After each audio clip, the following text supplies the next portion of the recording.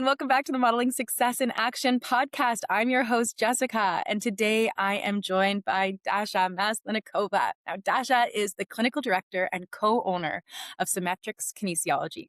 She brings 12 years of experience in active rehabilitation, personal training, aquatic therapy, ergonomics, and performance training for clients ranging from athletes to those with chronic pain or cardiac rehabilitation needs. Recognized with awards including Canadian Kinesiologist of the Year in 2021 and Vancouver's top kinesiology studio from 2022 to 2025, she is passionate about helping people improve movement, function, and overall well-being through a holistic mind-body approach to rehabilitation and training. Welcome to the show, Dasha. Thank you, Jessica. So great to have you here. So now, there was a really quick turnaround on having you on the show because we had this cool conversation yesterday and, decided that this was something that everybody, needed to hear. So I'm gonna throw it in your direction right away and kind of ask, we were talking about pain and the concept of pain and chronic pain and getting over it and getting into the physiology of it, but also the mindset behind it, right? Mhm. And so I want to start with asking, was there a specific moment or experience in your life, like what was it in your life that had you have this realization about the mindset and body piece of the pain experience? Yeah, great question, and I love that you're jumping right into it. So my personal story was I was in a car accident, and then I had chronic pain for I think it was like a 13-year journey. Uh, Somewhere in the middle of that, I started working at a chronic pain program, and serendipitously, it just happened because I got a job. I'm a kinesiologist, and luckily, we had psychologists as part of our team. And we were doing pain education as part of the program, and the psychologists were doing that kind of mindfulness approach to stress and combining the mind body piece. And so, of course, I got a job there. I was like, well, I'm going to go to all the education because I want to know what the participants are getting. And so, luckily, I got to hear all of these beautiful interwoven pieces around mental health and physical health. And that's when light bulbs kind of started going off for me of like, oh, I think I need this program and I need to apply these things to You're like, my I life. might be a little stuck in the pain. Yeah. And whereas previous to that, because I had a car accident and there was a physical injury, I really believed that all of my pain had a physical root. So there was, either muscle damage or ligament damage or something going on with my soft tissue that caused the pain. Whereas we know through research at this point that when pain persists for longer than 3 months, oftentimes, even when it comes from a physical source, oftentimes there starts to become an emotional component, right? There's fear, there's loss, There's that there's grief. anticipation of the pain, right? Because if you've been experiencing it for day on day on day, then you get the fear that it's going to keep being there, right? And then that anticipation intensifies the pain and it compounds, right? Yep. Yeah. And then there's the sense of loss of self. So we start to change our identity around like, this is who I am now. I am someone who has pain.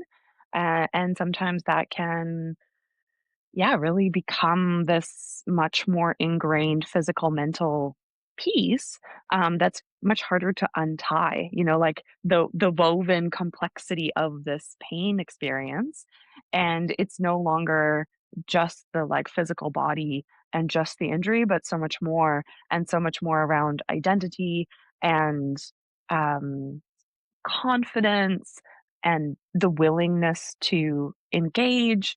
Sometimes people become depressed, right? Because it feels like, oh my God, what this thing is happening to me, right? That I have no control over.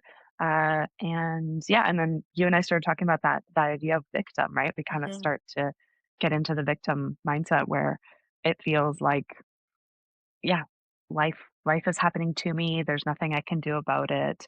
And it's a very like helpless and it's a hard place to be. It's not very fun, and that's where I was for many years, I think. So when you had that little bit of like that aha moment going, oh my gosh, I might be one of the stuck people that's in this little bit of victim mindset and it's causing myself pain. So what did you start to do to unstick yourself? Yeah, great question. I mean, I think the very first step of that is awareness, right? So just even having a little bit of, oh, this might be part of my pattern, right? So that first piece was awareness, and then really it's okay, well, what can I do or how can I change this? And a lot of the time it's asking, well, who can I get help from? Because I don't believe that, well, humans are, um, what is the word? But we are creatures that live in community. We're creatures that, we're not like bears that wander on the woods by ourselves, right? Yeah, So we're not like all we live in territorial. We're meant to live in community. We're like a tribal creature, right?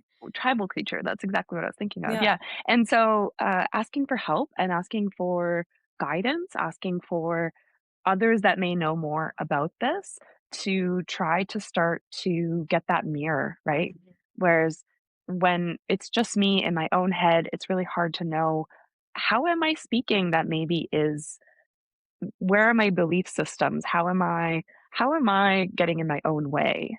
Mhm. And so I started seeing counselors more, and I also started meditating. And my meditation practice, it's been probably 9 years now. And of course, at first it was messy and I would fail and I would give up and then I would try something new. And there's many different kinds of meditation techniques. And so I was kind of going through the different kinds of meditation techniques to try to figure out what are the ones that work for me.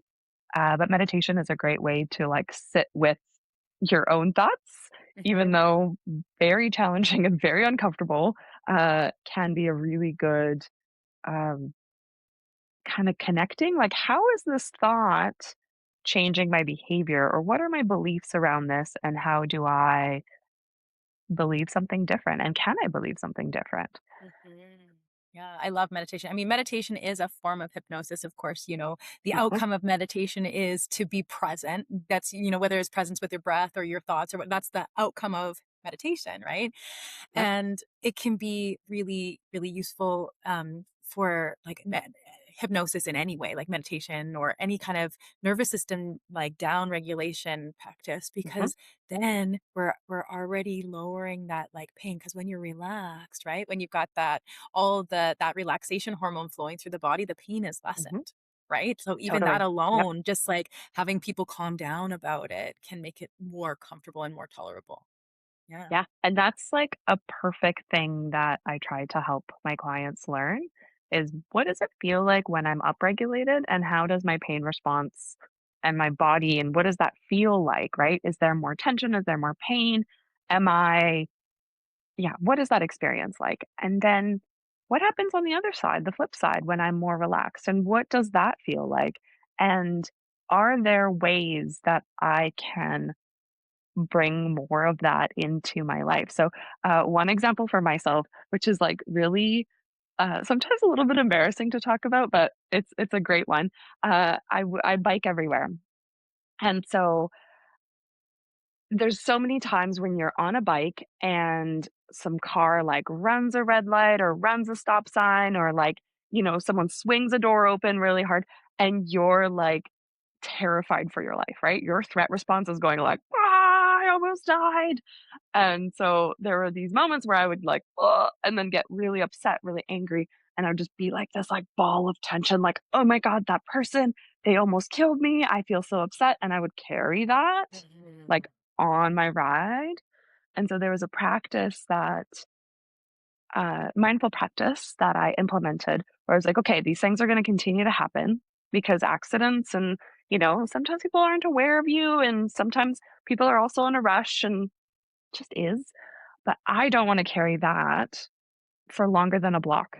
So I said, okay, I have one block of riding that I'm allowed to express this. And then I just need to let it go because I didn't die. Mhm. So how And do you let it so go? Do you scream while you ride? sometimes I'd like grip my handlebars and go like, Yeah, "Ah!" So exactly. not the key there is not repress it, Let it flow right? It's through. not Yeah. yeah, let it out, let it Mhm. flow through, like, let it be and honestly, I will say that when I first started doing this, it was more than a block. very hard to let it go in a block because I would like there's so much energy behind that of like, oh my God, I almost died. And then over time I was like, okay, it's okay. I didn't die. Mhm, And it became like much more of a pleasant experience to ride my bike. mhm. And I had less of that like chronic neck. I bet, Yeah. right? And I would actually show up somewhere and be like, "Oh, I feel great. I just rode my bike and Yeah, I got to experience the wind in my hair and I feel amazing." yeah. Right? Rather than like showing up as a ball of tension being like, "God, I hate everybody who's out on the road in their cars." Blah." Yeah, because the body holds on to everything that we put through, right? And that's a was a thank you for sharing your humanness, by the way. Nothing embarrassing about that at all. It's human, right? It's human. But it's a beautiful example of how thoughts are things, right? Nothing Mhm, actually happened. You didn't die, right? Like you didn't act, there was no impact, but your brain thought that there might be, right? It saw the threat and it thought something was going to happen. It imagined the threat in the body and then it gave the experience to you just from thinking, just mhm. from thinking, right? Yeah. So if we can do that with our thoughts, then like, what else can we affect in the body with the thoughts? Yeah. Yeah. Mhm, Yeah, and then I think that kind of started to stem into other parts of, you know, you're like you start to have the experience of what does it feel like when I'm tight? What does it feel like when I'm really activated? mhm, And then noticing and choosing to let that go and move forward with a more relaxed presence. And I think that's applicable to like every possible thing in life where like these days and I'm a little bit of like I stick my head in the sand with the news, but the news are so stressful these days, and I just notice how it makes me feel when I engage with mhm, the media, and I'm like, "It's awful. I feel terrible." And I want to know what's going on, but I don't want to have the alarmist headlines and all of that kind of energy behind it. So the way that I engage with it, actually, I use AI and I say, "What is," like, I'll type in, "Give me a summary of the news this week," mhm, right? And it's just text, mhm, and it's very, like, non-alarmist. mhm, And that's how like, that works for me because I know that that's much more, like, relaxed. Is it perfect? No, uh, but that's what works for me, right? And so it's applying and that's the idea of stepping out of victim into action mhm, and being, like, the creator of your own life. How do I impact these things? How do I influence them? How can I make a small change that's going to make me feel better and not like the world is happening to me. mhm. Yeah. So all of a sudden, it's not that, you're helpless. It's like now you get back a little bit of your own leverage in the situation. So, how do you help, like, even for yourself, how do you know what was real and physiological and what was being exacerbated by your own mind? Like, how do you help clients to tell the difference between what's a valid, actual injury that we know we need to maybe have rehab around and what's just being trapped in that victim, that helplessness? To be honest, that is a really tough thing to answer. And and I think that because the mind and body are so connected that you know, I treat all pain with both approach, right? So we're going to do things for the body that are going to make the muscles feel better, the movement patterns better, but we're also going to do things for the mind that are going to help the body be more relaxed. Because I know that when the body is more relaxed, when the mind's more calm, our body wants to move in quote unquote normal ways, right? Like those natural healing powers of the body and the body's like innate ability to move, to engage, to want to be present with life is there. And so the more I can kind of let go of the tension, right? The tension and the stress that my body's holding, the more my body is just going to kind of naturally fall into good patterns and Mhm. good It's like things. reholding. Yeah. Yeah, and so we can get there through both, like, mental practices, right, where we're working on the meditation and the letting go, but we can also get there through the physical practices where I move a muscle, and because I'm literally, like, flexing and extending, I'm bringing blood flow to that part. I am letting go of tension because I'm literally working it out. And that also helps my body relax. And so they very much come together. Mhm. And I don't think anyone can from what I know in medicine at this point, there's very few things. There are things for sure where you can say, okay, yeah, this is definitely like a physical cause. Let's say a broken bone. You're like, yep, this bone is broken. We need to put it in a cast or we need to surgically repair it. Great. But then there's like all of the other stuff that comes after the Like bone the is broken, recovery right? of it. The Yeah. recovery, right? And that can be that mind body Mhm. interwovenness that's really tricky to decipher. Like, what is muscle tension because of a mental thing or an emotional thing? And what is muscle tension because muscle weakness? Mhm. And like, I don't know anyone who can truly be like, oh, it's all because of the It's physical, just or this. yeah, like it doesn't really exist. I think there's a lot of clinicians that don't practice the mind body approach and Mhm. they will primarily focus on the physical. Mhm. And I personally think it's a bit of a disservice to people because it's not realistic. It's we're not physical robots. Mhm. We are human beings and we have this mental emotional layer that also affects our physical body. And yeah. So I definitely, with my clients, I definitely do both because that there's that connection. And then in terms of like, how do we help clients recognize the victimhood or like that kind of piece? That's a really tricky one because ultimately, the reality is that these things are happening and they are hard, right? So I wouldn't want to just be like, no, suck it up. Like everything's fine. It's all in Cause your head. yeah, it's all in your head. It's like, well, no, that's not true either, right? Like you are having a pain experience. Let's say you had an injury or you're having even like the idea of arthritis, a degenerative disease, right? Like it sucks. It's not fun to deal with. It's not fun to be in pain all the time, right? And so I do think compassion is a really important like piece there of saying like, yeah, it is hard.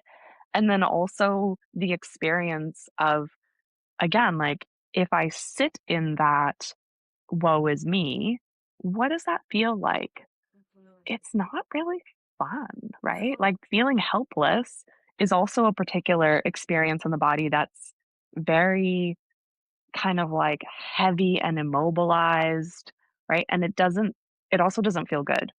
So then, okay, well, what are other options? Like, how do we step out of that? Right. And oftentimes that is action. So, what small action can I take that makes this better? And luckily, my toolbox has those physical exercises, right? Because then we can say, okay, well, let's find an exercise that makes your arthritis feel better. And it could be really small, it could be simple, it could be like a seated calf raise. Okay, we're just doing it. And then suddenly the knees feel better and you're like, "Hey, look, you did a thing. Like you did the thing Mhm. and the thing made you feel better." Great. Like how can you implement that more into your day-to-day life? Not only when I'm here telling you to do it, but also when maybe you're sitting in your office chair or maybe you're sitting on the couch in the evening. And so before you get up, suddenly your knees feel a little bit better and you know you have control and agency that you can do something that makes you feel better. Mhm. And that's so powerful, right? And that's like the little tiny change. And then, of course, people fall off a bandwagon because we all relapse and it's hard to like keep going. But that's where that support comes in of saying, okay, it's okay. You fell off the bandwagon. No problem. How do we get back on it? Or what are the triggers that you know that are going to make you fall off the bandwagon? For example, it's tax season and I'm going to be working a 12-hour day. Okay, we have awareness of that. That's okay. How do we play with that or implement something that can, despite tax season, still get you moving or still get you doing whatever it is that helps. Mhm. Right, and, like, even reframing it like that, because the anticipation of it the anticipation of, "Oh, it's gonna be a really long day, it's gonna be hard on my body," versus, like, Mhm, "Oh, I can get through this 12 hours," right? And I have mhm, to like, that already is empowering the body to feel less pain, 'cause what we expect is what tends to be realized in life, mhm, right? And so if you have an totally. expectation of something, that's probably what's you're gonna, like, experience for yourself. Um, and so as you were saying that, I was thinking, the beautiful thing is the people that are coming to you, they're already in the mindset of they want to take action, right? They've Mhm. chosen to book in to like, they're like, they want to do something about it. So getting them into the out of the victim and into like the ownership, I can see being really useful and really kind Mhm. of easier for those people. But the people who aren't already reaching out for help and they're stuck in that, right?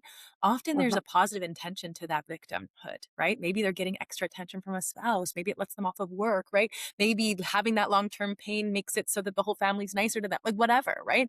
And it can Totally. kind of Yeah. like make it really seductive to stay there, right? Because their subconscious mind's Mhm. going, I'm getting something out of this. And Yeah. so it can be tricky. It can be It tricky. can be really tricky. There's things that I've experienced where clients also do the same thing where they come to the appointment Mhm. and they receive care from their clinicians, whether it's their physio, their kinesiologist, their counselor, whatever. And maybe they don't have that caring person in their life and their family. And they almost kind of get stuck in the I'm the injured person because then I get care and care feels good and I want this care, right? And that's also really tricky because then the oftentimes those clients will dig in. They won't take the action because they're like, "Well, no, I don't want to make myself feel better because then I can't come see you and get this care that I need Yeah. to feel, engaged and connected and like someone, cares for me." And so that's really hard. Yeah, those are the good Uh, referrals, Dasha. Perfect. Yeah, I'll know about that. But it's interesting, and this is maybe like slightly off topic, but it's interesting of like that maladaptive kind of childhood process of like not learning to care for self. Mhm. And one of the ways, I mean, for me, it shows up in many different ways, but one of the ways that showed up for me was I would often feel really like lonely and alone in my experience. And I would forget that feeling connected to me is actually the first step of feeling connected to other.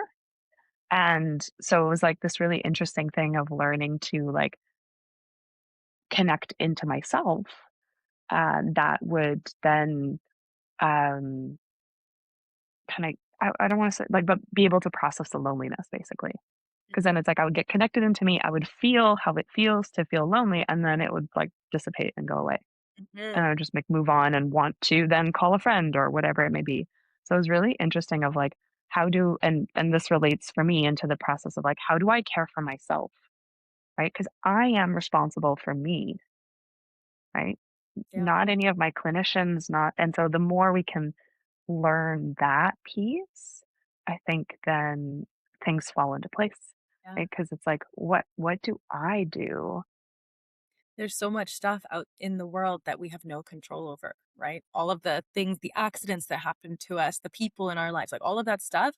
And things have, and what you were saying yesterday, it's not your fault, but it is your Mhm. responsibility, right? It's your Mhm. responsibility to respond to the things in life in ways that let you succeed, right? You don't have to just let it happen to you, right? I always give the analogy of like if you were literally the captain of a ship, right? If you were sailing from port to port and you knew where you were going, but a storm hit and it blew you off course, would you just let it drift indefinitely, or would you put your hands back on the wheel when the storm passed and redirect yourself and go to port, Mhm. right? Like Mhm.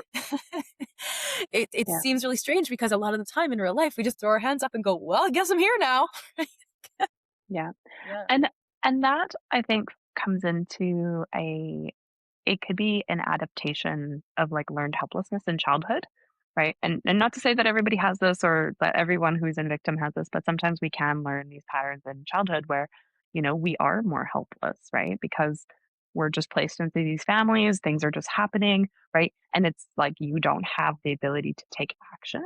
Mhm. Whereas it's like coming out of that to become an adult of like, oh, I actually can choose. Like I can Mhm. choose who I live with, or I can choose who I'm in relationship with, or I can choose where I work. Like obviously there are like real life implications to those things of like, can I pay rent or how Mhm. much money can I earn or, those kinds of, so it's complex. It's not that it's just like, oh yeah, I can just do whatever I want to do.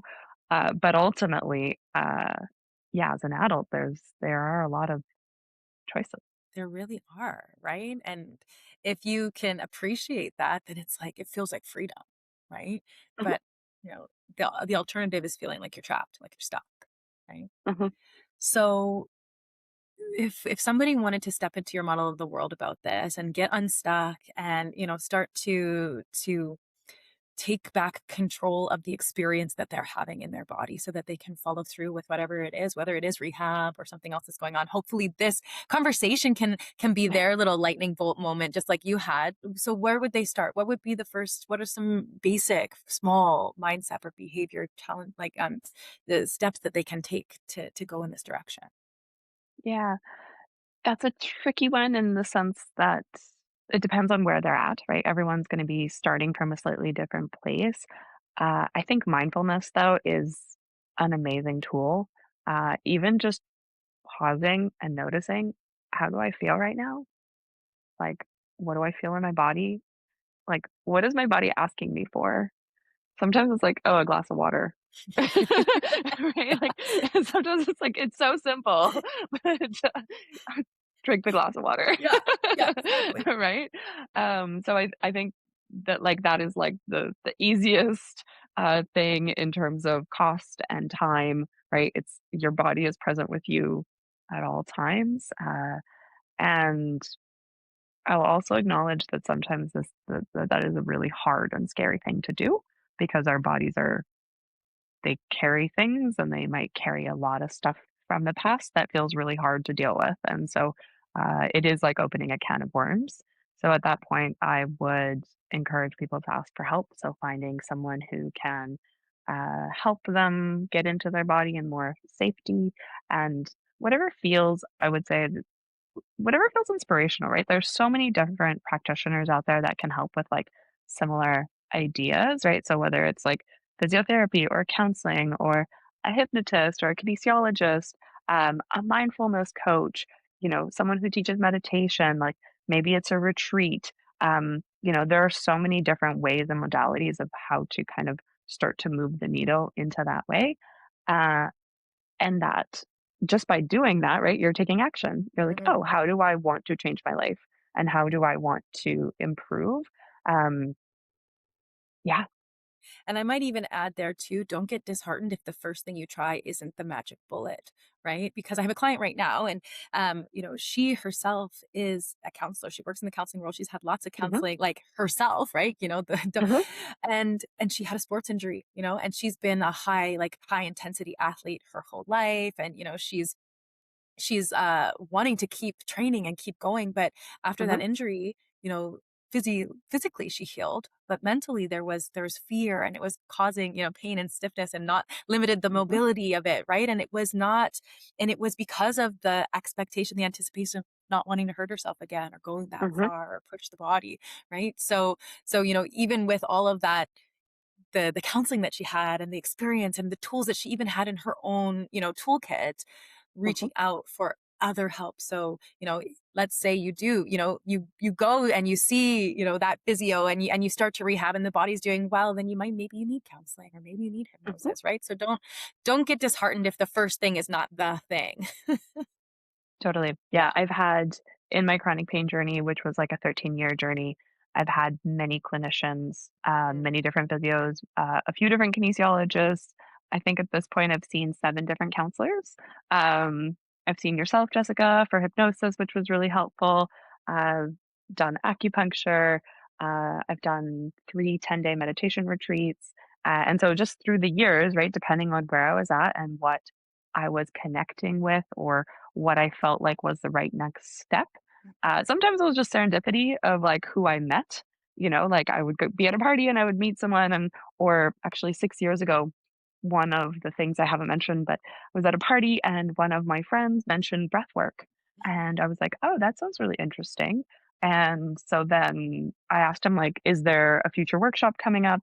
And just curiosity led me to doing breath work, which actually allowed me to make that connection between nervous system and pain, mhm, and that just opened so much, and you'll never know where that comes from in terms of that experience, right? Because ultimately, you're wanting to find an experience where you can connect the dots, right? mhm, My pain or the suffering that I'm feeling, there's also other pieces going on, and you're connecting those together and figuring out like, oh, if I do this, pain gets higher or lower, Mhm. right? Because then that can help us learn of like, how do I impact it?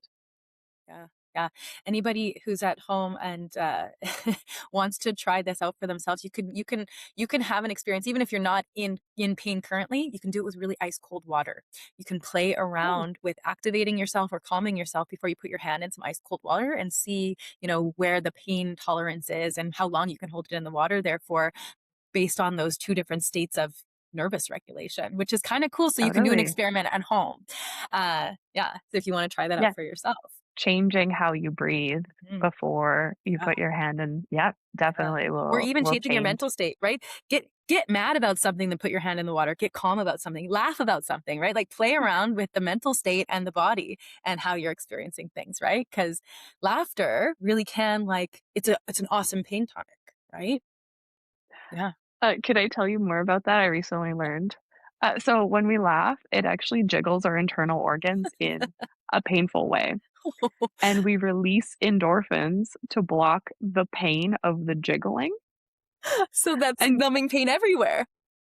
yeah, and so uh, I'm sure you've had that experience where you laugh so hard and you keep laughing and you keep laughing that it starts to hurt. Yeah. Well, it's like the endorphins are no longer working, but actually that pain was always there, which I think is really funny. Yeah.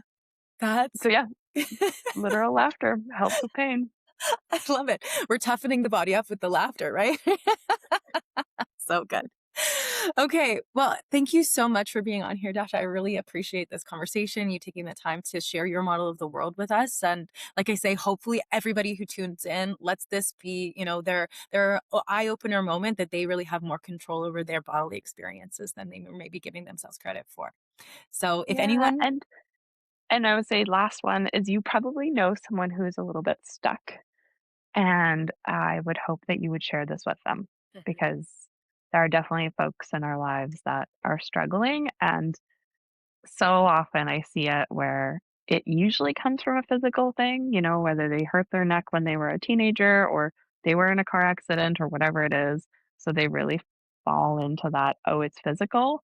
And that's like I'm like, I really want that to change. I want people to understand the interconnectedness and be able to work with their nervous systems more. So, mhm. Yeah. You yeah. and me both, sister.